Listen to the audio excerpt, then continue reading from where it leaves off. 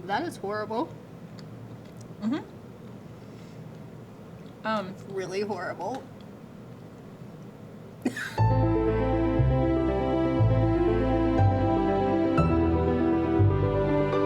Hey, what's going on, everybody? This is Olivia Reeder from WVU Parkersburg, and we're on Campus Heat. It's the show that brings the heat to our campus through hot topics and even hotter wings. And today we're joined by Dr. Tori Jackson, who has risen through the ranks of student to president of our college. Your hair is big and bold, like your personality. Does it ever get messed up from all the hats you wear? Mother, wife, college president? What are some of the other hats you wear? I don't know, but I enjoy that question. Well played. So some of the hats I wear, I have the opportunity to serve my community in a lot of ways. One, of course, is being a mascot for Discovery World on Market, so that's really fun. And in my home community, I get to serve in an elected position on the Board of Education, so that's really great. But as always, I'm most happy to promote WVU Parkersburg. How are you with hot food? I don't like it. Not at all? Not really, no. So this is going to be a new challenge. An opportunity for growth. An opportunity for growth and hopefully not throwing up. All right, well, let's get started.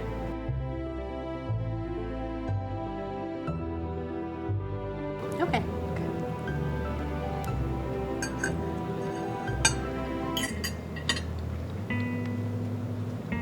So it's no secret that you were a first-generation college student. What motivated you to pursue a college education? And how did you decide on your school and the program that you eventually chose? And could you share with our viewers who may also be first-gen college students what challenges you faced and dealt with along the way? So I decided that I was going to pursue college because my father had not been able to pursue college. And when I was in high school, he lost his job due to an economic issue, a strike of the company that he worked at. And I saw my family struggle greatly. And I saw my father have trouble finding the next job because he didn't have credentials with his name.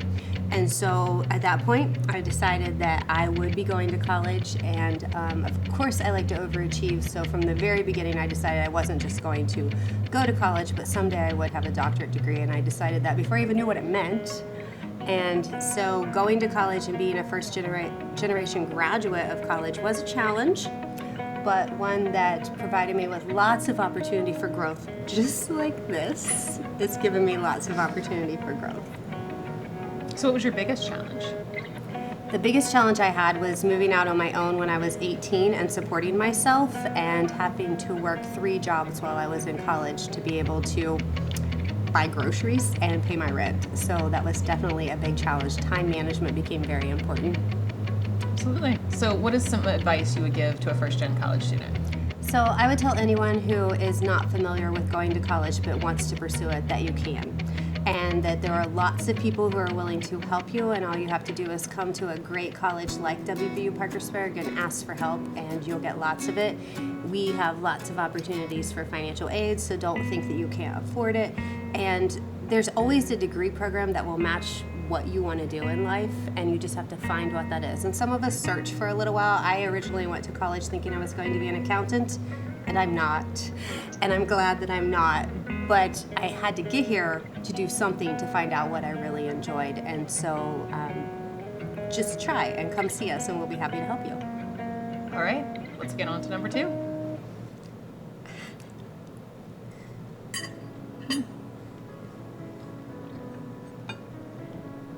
So Tori, you were the president of WVU Parkersburg, and you run the day-to-day operations. But you weren't always the president. You started as a student, as we just talked about. So my question to you is, what journey has taken you to where you are today, and what other positions have you held and other opportunities did you have that brought you here? It is very true. I did not wake up like Boss Baby as a president from the start, although that would have been really fun, and I do enjoy that cartoon. However, I started here as a student, and then after I graduated with my journalism degree, I went and worked in media for many years, about a decade. I had the opportunity to hire reporters, and at that point in time, they weren't meeting some of the people that I was interviewing for jobs. They just weren't meeting the qualifications that I wanted them to have as a writer. And I decided that I would not complain about that, but I would see if there was an opportunity for me to start teaching writing. And so I began adjuncting for this college and had an opportunity to start teaching students how to write. And it grew from there. So I was an adjunct for a while, and then a full-time position opened, and I took it, and then before long moved into division chair, which is now called a dean, and then later into a vice provost, which lasted about like 2 weeks maybe before I became a vice president, and then had the opportunity to be a chief operating officer before stepping into the presidential role. All here at WVUP, and it's been a great journey. A tropical hot sauce. A tropical hot sauce. That was good. All right, so as the president of this institution, you work with the community and local businesses to try and bring more job opportunities and students to our area. What I want to know today is, what is your dream for the WVU Parkersburg Innovation and Technology Center? And can you tell us a little bit about how that dream came to fruition? The Innovation and Technology Center is going to be something that helps do what the Economic Development Director, Lindsay Pearsall, has called generational change for the Mid-Ohio Valley. And it's based on a dream. So what happened was I had the opportunity for someone to say, what would you do if you had the opportunity to spend $10 million in your community? And so I actually sat down at my kitchen table and I wrote $10 million on top of a sheet of paper that I got out of my children's notebook paper and dreamed.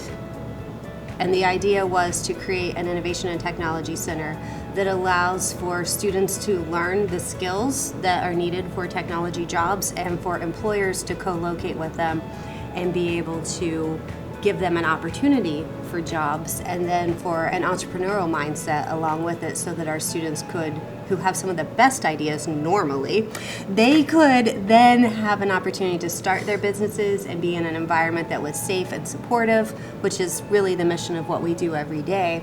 And really, it does encompass the mission of WVUP, because it's going to be life-changing and it's also going to be community-changing. And we're very excited about how much this project is going to grow.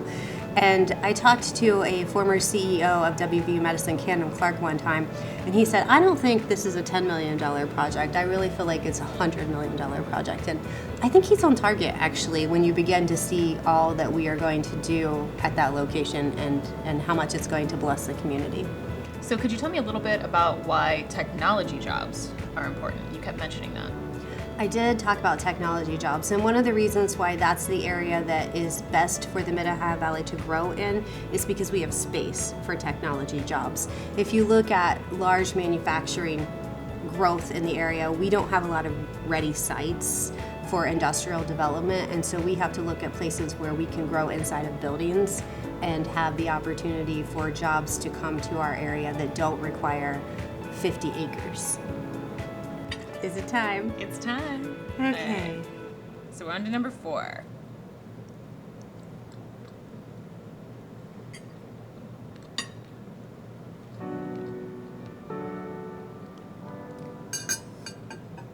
That almost caught me a little bit. So throughout your career, I'm sure you've had experiences that have pushed you outside of your comfort zone, including this one. Could you share a specific moment and how it shaped you and who you became? I think a lot of times you're going to be pushed outside your comfort zone. I remember the first time that I actually taught in front of a class, and I wore dual layers. I have dual layers on today, not for the same reason, but just so that the students couldn't see how nervous I was and the sweat line that was on my back. So the moment that I began teaching, I would say that I was outside of my comfort zone, and I've just continued to do that in every job that I've taken since that time. I will say that when I did karaoke on stage, definitely outside of my comfort zone. Probably won't see that again. But, you know, you have to do things that make you relatable, and sometimes I'm not great at sharing how relatable I could be. Did you learn some recent relatable phrases? Right. I'm really hoping this doesn't give me a minty B. Oh, good job. Slay. Slay. Ow! I'm going for it. Okay. Here's a second.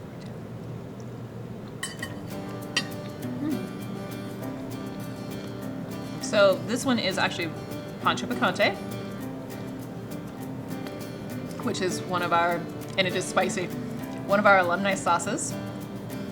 And one of the great things about being an alumni at WVU Parkersburg is that you get mentorship experiences. And we know that mentorship can make a huge difference in your journey. Have there been any mentors in your life who have shaped your path? And what can you tell us about that, or any memorable advice they gave you? Absolutely. I've had a lot of mentors along the way. I had a couple of teachers in high school who were really instrumental in helping me know that I could go to college at a time when my life was a little chaotic and I didn't have the support at home that would have said, hey, go to college. So they were great, and they helped keep me stable and focused on a lot of activities in high school that gave me purpose, and I appreciated that. And my youth pastor back then was also extremely supportive. But I would say, like, for advice, my dad was always really great at giving advice, and I think he would tell me that things could happen on any day that ends in Y, which is great advice. I've added on to that. That means that you need to be prepared for anything every day except for tomorrow. But every time tomorrow comes, it becomes today, and that still ends in a Y. That is very true. Yes, it's my profound moment for the day. Thank you. Thank you for sharing. My pleasure. I think we are ready for our next sauce, and it is oil-based, which means it's going to be hot, and don't get it near your eyes. Okay.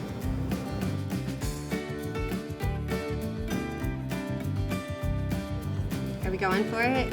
Yeah, we're going for it. Let's do it, Tori. I don't want to go for it.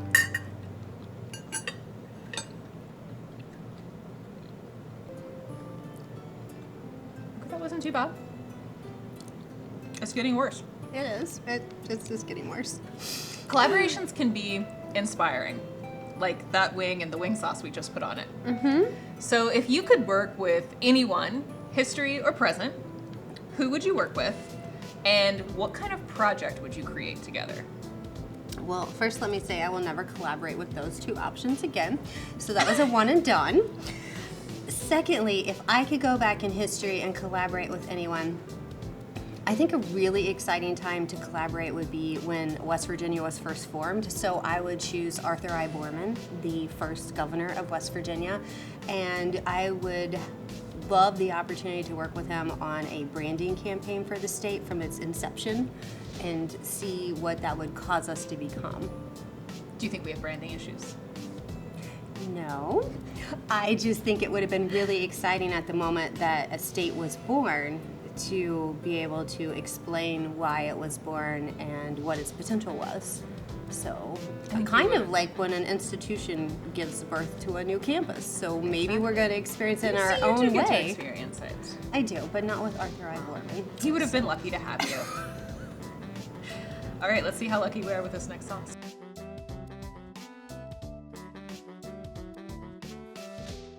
All right, we are on sauce number 7. Does that seem right? 7? All right, here we go.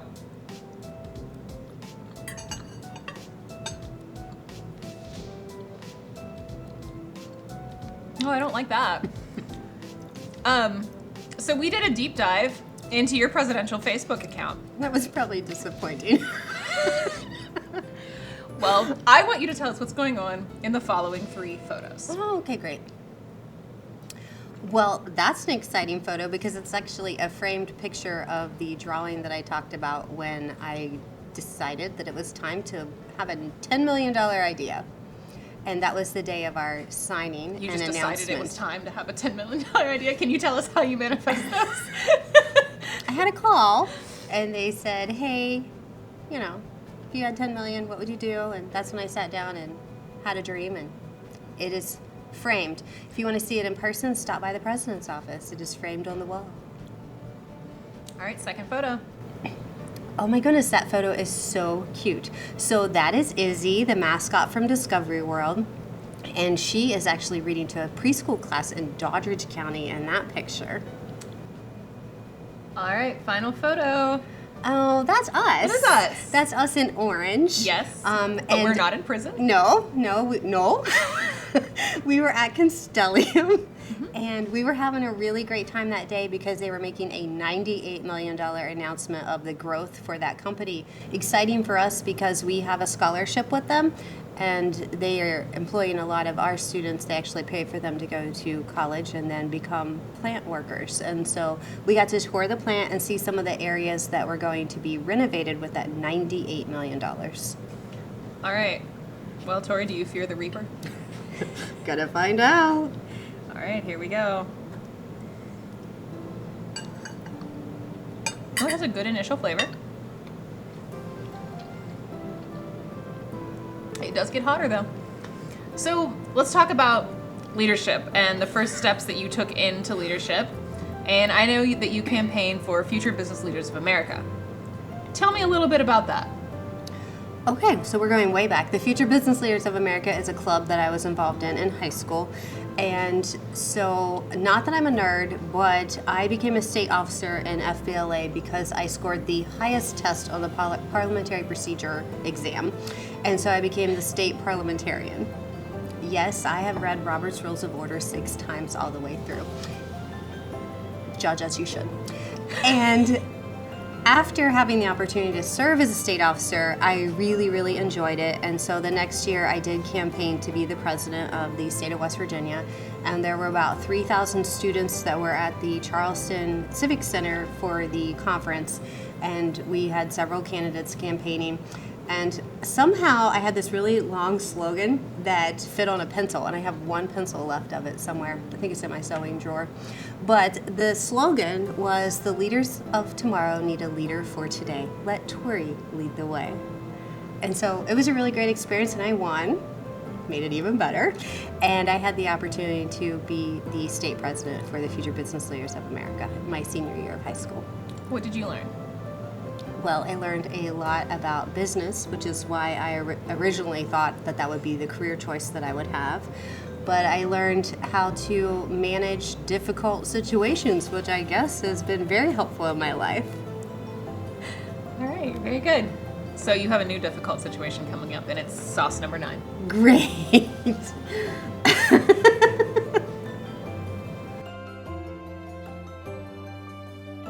It's called Ghost Toss Sauce, so we may die. Okay.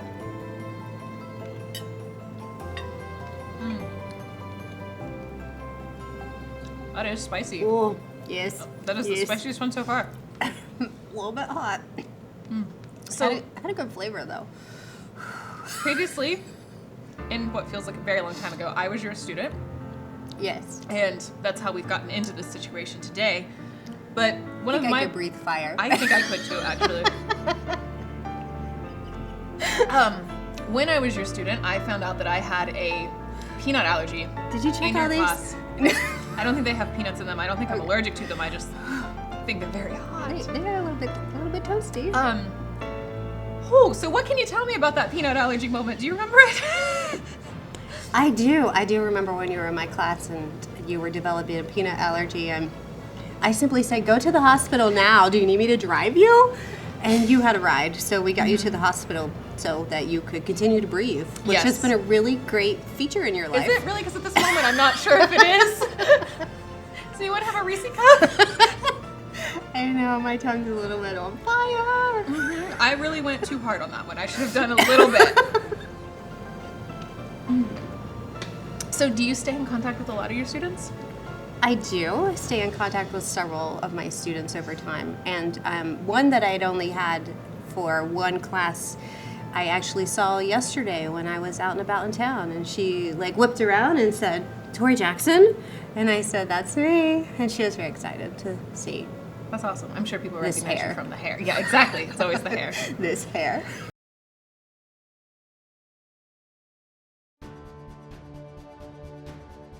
Okay, Tori. It's the last one. Well, I can't feel my tongue anymore, so should we hopefully it will. cheers it? What tiny bite is that? What do you have over there? It's a tiny piece of chicken for my last one. Don't judge. All right. Oh, that is horrible. Mm-hmm. Really horrible. So let's talk about squirrels. Shall we? I know you have a fascination with them. What piqued your interest, and what kind of squirrel memorabilia have you collected over the years? Well, I think. Oh, that is hitting my throat. I think that squirrels are interesting creatures because they're just so fun and full of life. That is really hot. Really hot. And together as a group, they're called a scurry, which I just think is a great activity for people to do, to scurry around. I don't have to really worry about collecting things because people give me things. I actually have this little squirrel right here. Isn't it cute? It's a paper clip. I had it on the piece of paper that I carried in here. You gonna make it? No. That is really hot. So it's a good thing squirrels don't have to experience hot sauce. They might not make it. They would not store it in their winter supply. Squirrels plan ahead and they have fun. So why wouldn't you like them? Very true. All right, well, thank you for joining us today. We are surviving and excited for this, but if you could tell everyone, what do you have coming up? Where can people find you? Like at WVUP? Maybe where your office is, some projects you're working on. So you can usually find me at WVU Parkersburg in the president's office or around campus. I really enjoy Ricky's Cafe, so I make it down there quite frequently, and luckily they don't serve anything that makes my entire mouth feel like it's got flames in it. So that's great. Candied bacon is nice. I do enjoy that. The best grilled cheese. Yeah, we have a lot going on, so I'd say continue to watch local media and see what's happening next for WVU Parkersburg. I say growth and opportunity and lots of fun, and please, please, please be cautious with your hot sauce. Because it's getting a lot right now. It's like growing. That is terrible. You should throw that away. All right, thank you for being here.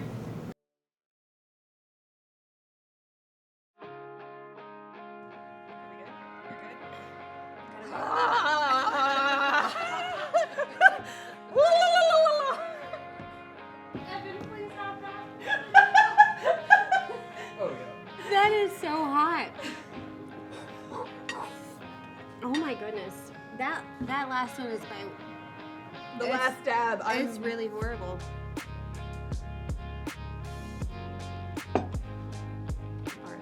It's the show that brings the heat to our campus, and today we are joined by Doctor. Doctor. I'm not going to tell you that what goes in must come out. This is just what we'll do again. Did you see the fire coming out? Okay, so what's the wide camera?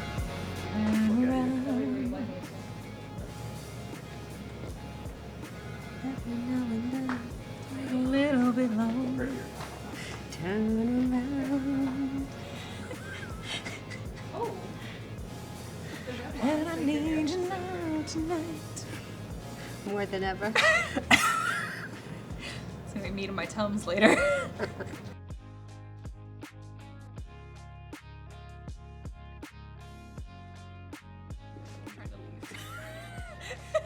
And for my next trip,